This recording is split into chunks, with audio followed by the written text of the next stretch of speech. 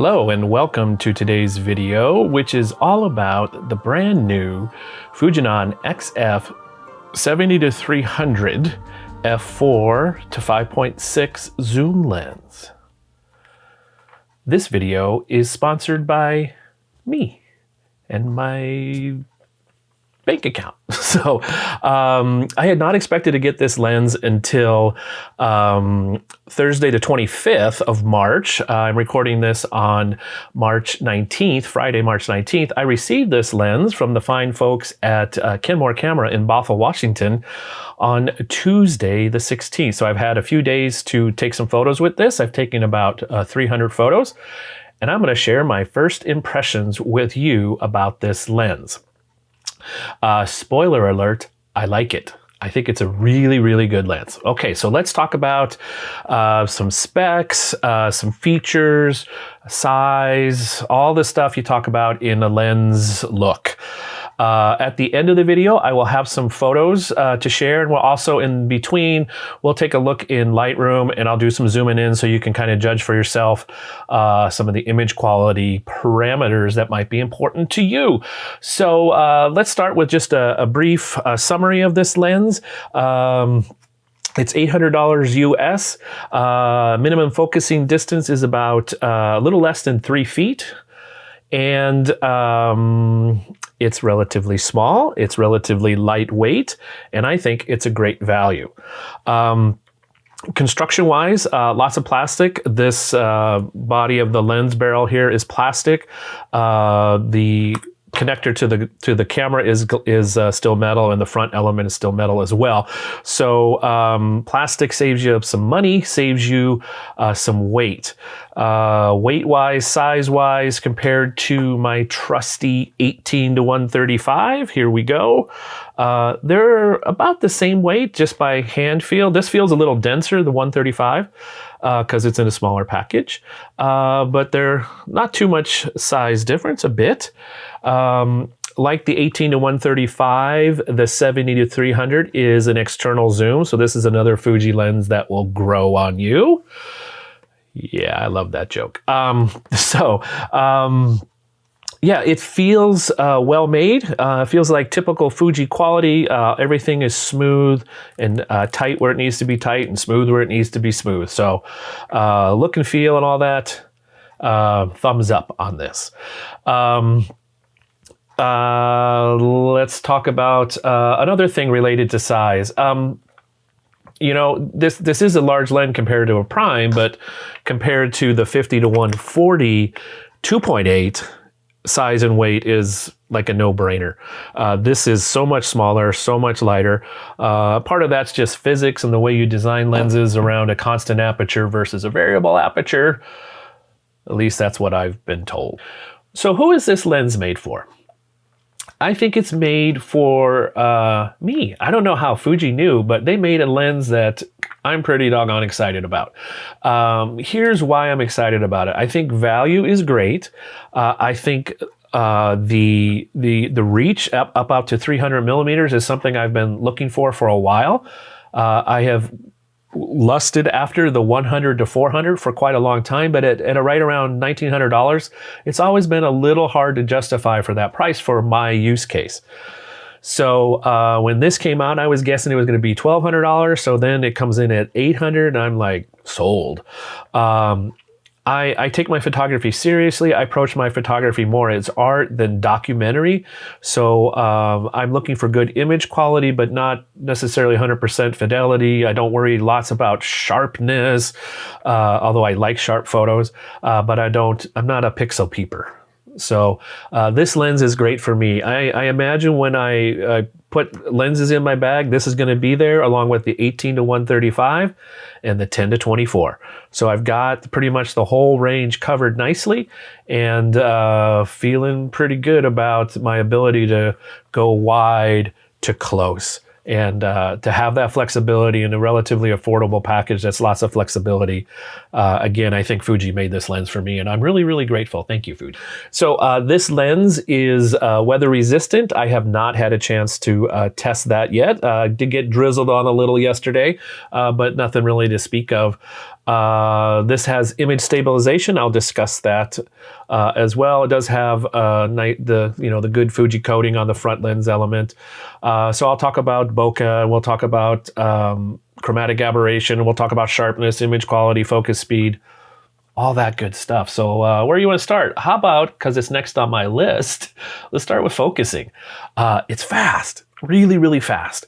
It's also quite quiet.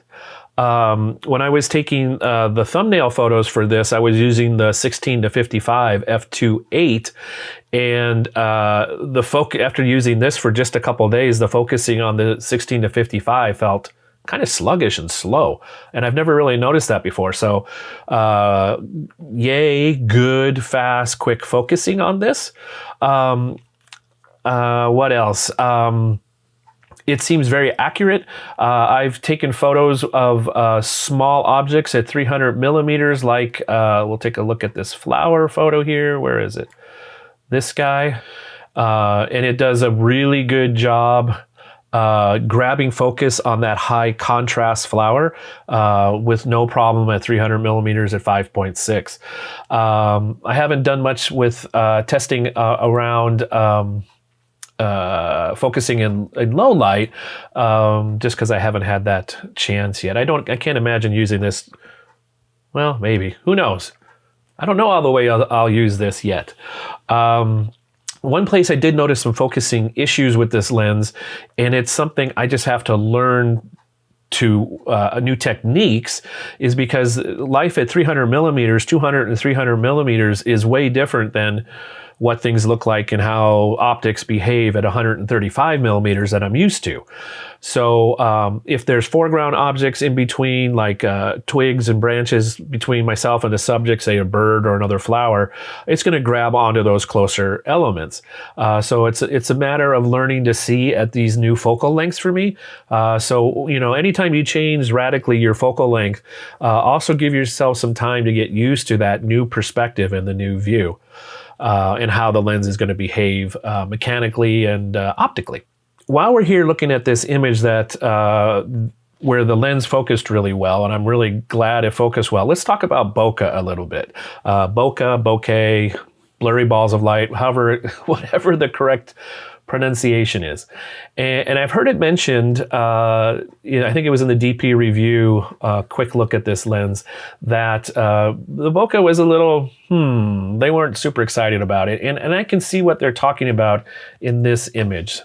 So with this background, which is foliage, so it's branches and trees and limbs and leaves and things like that, there's a little sense of motion in the background blur, almost a little swirl. It kind of feels like some of those specialty, really wide, fast European, Russian lenses that have a lot of character. And that's why people buy them. That doesn't bother me. I kind of like it in some ways. I'm an artistic approach photographer, so I'm interpreting scenes, I'm adding emotion, I'm editing the photos. So I'm not looking for 100%, that's exactly the way it looked. So this is fine with me. While we're here also talking about bokeh, let's talk about blurry balls of light. So I just took a couple photos of my string lights hanging on my ceiling, just blurry out of focus here. And you can see how it does. This is at f5.6. The first photo was at 300 millimeters. This is at 70 millimeters. So you get an idea of how it looks. Your choice. It's up to you. I do have another photo I'll show, which also includes some specular highlights in the background to give you a sense of bokeh. All right, stabilization. Let's talk about that. I think it says 5.5 stops of stabilization built in. Here's my, let's see how slow we can go photo. What do you think? How slow can we go? If you said 1/15th of a second handheld, I was able to have success with that. Let's zoom in here on the penny. So this is at f8. I haven't played around a lot with checking optical performance at the different apertures. I mostly will shoot this lens wide open at 5.6, and I've been really happy so far. It does seem to tighten up a little at f8, so on critical stuff I might go ahead and grab f8. But as you can see here at 100%, we're pretty nice and sharp. Can we zoom in a little more? Yeah, so you can see on the penny here, we're doing pretty good.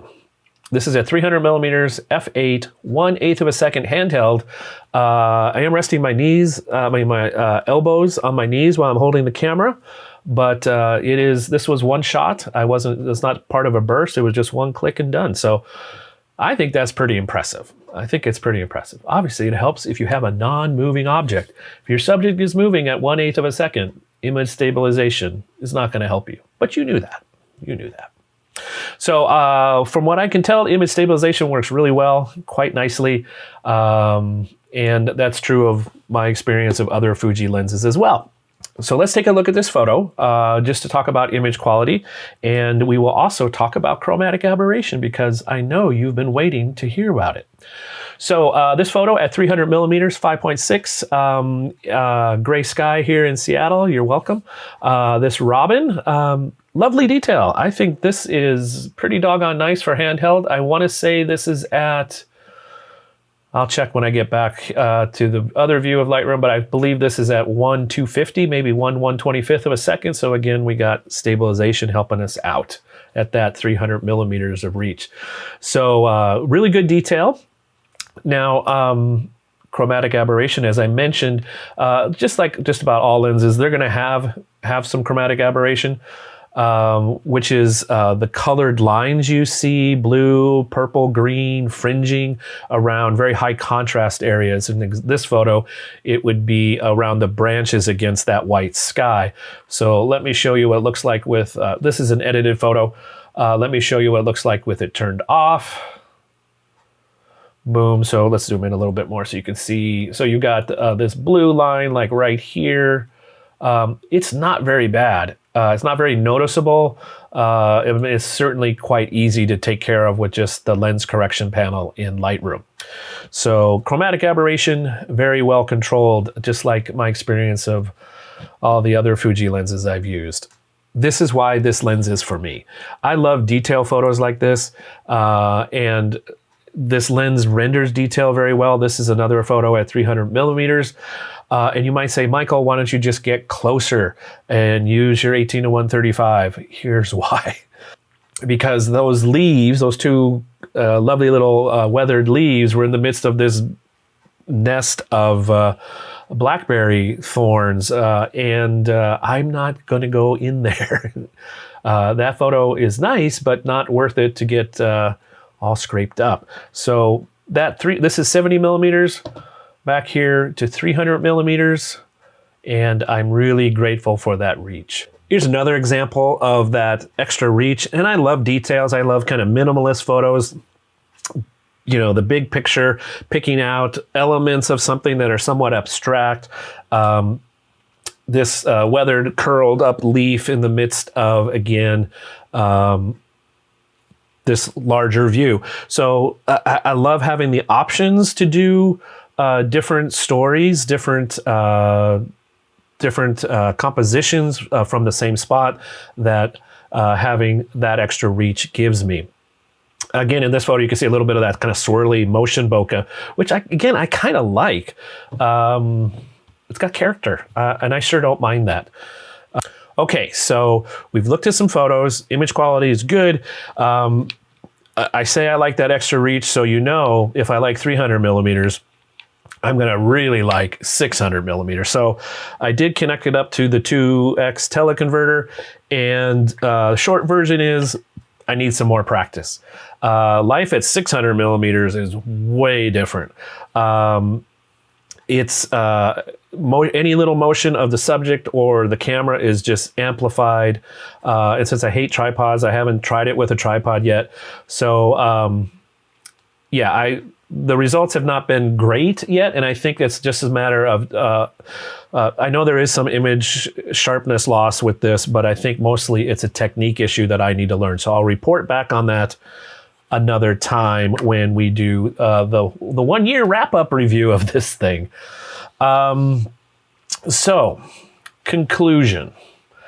I really like this lens. I think it's a great value. I think it hits a nice missing spot of for a practical, versatile, affordable, good value lens. And I'm really glad it exists. It fills a need I have. The image quality seems excellent in the 3 days I've used it. The 300 photos I've taken so far. I really have no complaints when I figure out the new techniques I need at 200 and 300 millimeters. I'm just really grateful for this lens. So I will reserve my official donut rating for the 1 year review, but for now, we're gonna give it 2 thumbs up.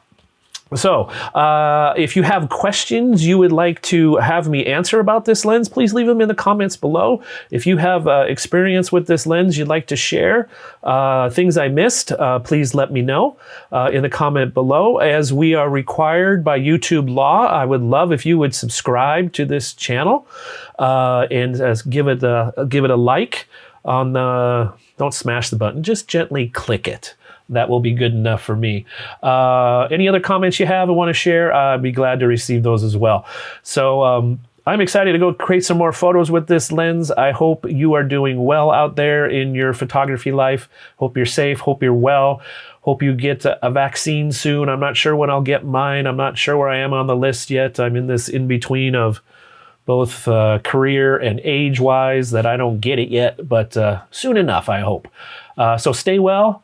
Wash your hands, wear a mask, and have fun creating photos. And I will see you in the next video. Don't forget to stay tuned. There will be some photos, sample photos coming up from this lens. Bye.